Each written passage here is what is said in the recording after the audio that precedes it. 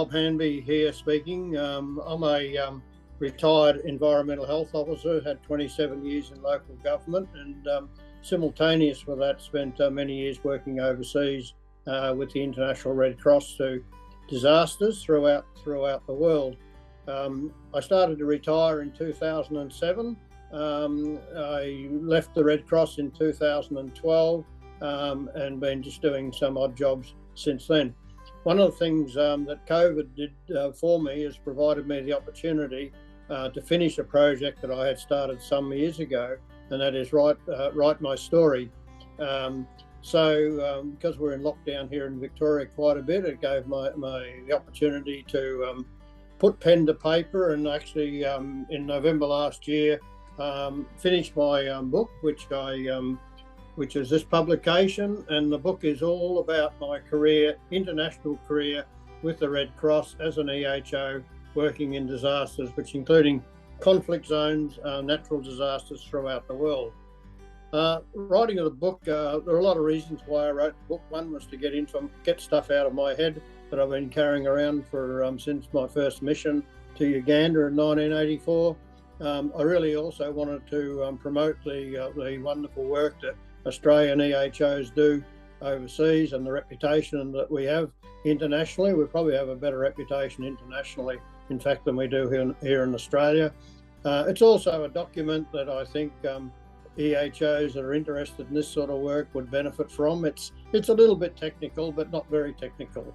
I've been selling the book most of this year so far, and I'm really getting some really nice positive feedback. People say I've written it as if I'm sitting there talking to them, which is the way I've probably done it. I'm not an author, I'm an aid worker who's told the story.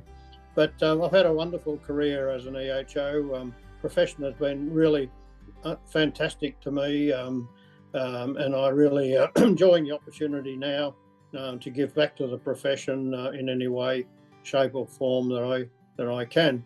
I have been invited to speak at the Queensland Symposium in Dalby on the 13th or 14th of September. I'm not sure exactly which day I'm speaking. And during that presentation, I'll be going into quite a bit of detail about the contents of the book, going through some of the countries that I have worked, the context of that particular disaster and what I was required to do and how we went about doing the work. I think EHOs that I know have already purchased or bought the book or read the book found it a little bit motivating, and I'm getting some really nice feedback. So I'm really grateful for the Institute, who, and I'll tell the story when I'm in Dalby, but how through the Institute my international career really got off the ground. But I'm really grateful for the Institute to provide me the opportunity, to speak at Dalby and tell my story, but also they are putting a copy of my book into the satchels for those who are attending. So that's a great way to get the message out there for environmental health officers. So I really encourage people who are in a position to go to the symposium in Dalby. I've looked at the program, it looks fantastic.